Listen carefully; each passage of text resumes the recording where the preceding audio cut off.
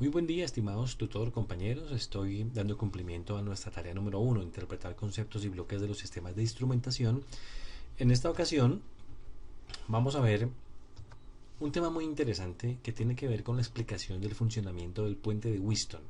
Básicamente, los cálculos matemáticos que son la base del funcionamiento de este puente. Fue diseñado por la persona que lleva su nombre, Wheatstone, que lleva ese apellido. La teoría nos dice que se creó ese puente o es usado para medir resistencias mediante el equilibrio de las ramas del puente. Tenemos acá en pantalla el circuito del montaje de este puente. Es un circuito con 4 resistencias. Forman un circuito cerrado, un lazo cerrado. Una de esas resistencias es la resistencia que queremos conocer el valor. Desconocemos el valor de esa resistencia, entonces queremos conocerlo. Vamos a ver entonces el sustento matemático del funcionamiento de este puente de Wheatstone. Tenemos acá algunas igualdades.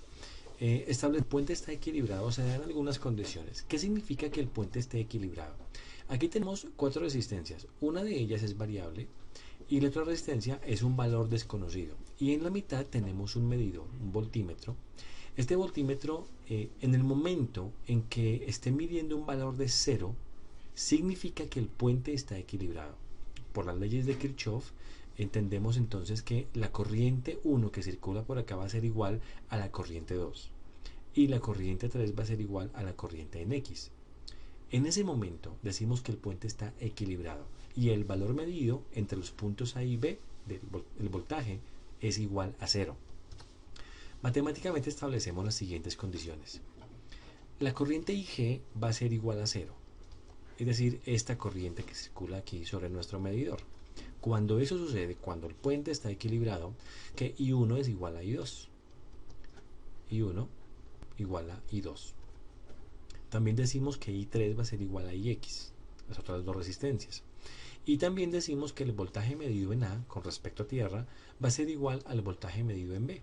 Es decir, este punto y este punto. Serían iguales esos voltajes. Por lo tanto, estableciendo algunas relaciones por la ley de Ohm, tenemos que el voltaje en CA, es decir, voltaje en CA, que es lo mismo que el voltaje de la resistencia R1, sobre el voltaje en AD, que es lo mismo que el voltaje en la resistencia R2, es igual, por la ley de Ohm, a la corriente 1 por la resistencia 1 sobre corriente 2 por la resistencia 2. Pero como dijimos que I1 es igual a I2, estos dos valores o estos dos elementos se cancelan y nos queda que R1 sobre R2 es la primera identidad o la primera ecuación que tenemos acá, R1 sobre la R2.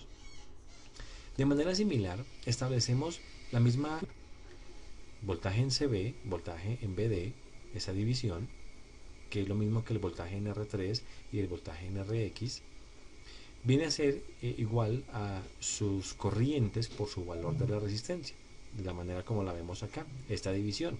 Y cómo se anulan las corrientes, la RX, queda de esa manera. Ahora, habíamos dicho que en el momento del equilibrio, el voltaje A es igual al voltaje en B. Entonces, el voltaje CA sobre el voltaje AD, CA sobre AD, viene a ser igual al voltaje CB sobre el voltaje BD.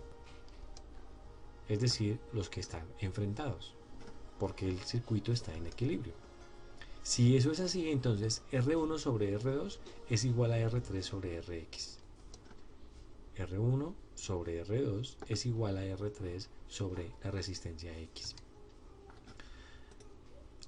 De esa última igualdad, hacemos el respectivo despeje, despejamos nuestra resistencia Rx y eso será igual a R3 que multiplica la división de R2 sobre R1. Ese es el sustento matemático de cómo se calcula el puente de Wheatstone. Vamos a ver entonces la simulación que hacemos en nuestro software Proteus. Bien, tenemos aquí en pantalla nuestro circuito, nuestro puente de Wheatstone. Estamos trabajando con el simulador Proteus 8. En el circuito utilizamos una batería de 9 voltios, es con lo que estamos alimentando. Y esta es la resistencia variable, en nuestro caso, la RB1, y la tenemos enfrentada a una resistencia X. El potenciómetro que montamos acá o la resistencia variable es de 3 kiloohmios. Y el medidor que tenemos acá, este voltímetro, nos está midiendo el voltaje entre los puntos A y B, como veíamos en el cálculo en la demostración matemática.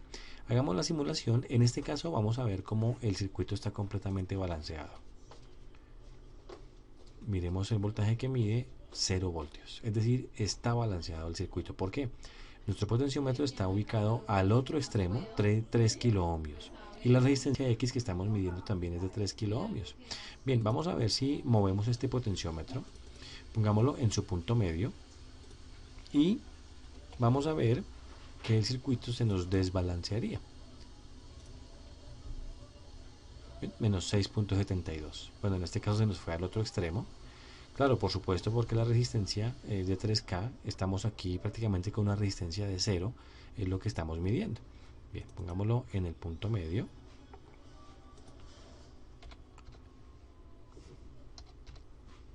Listo.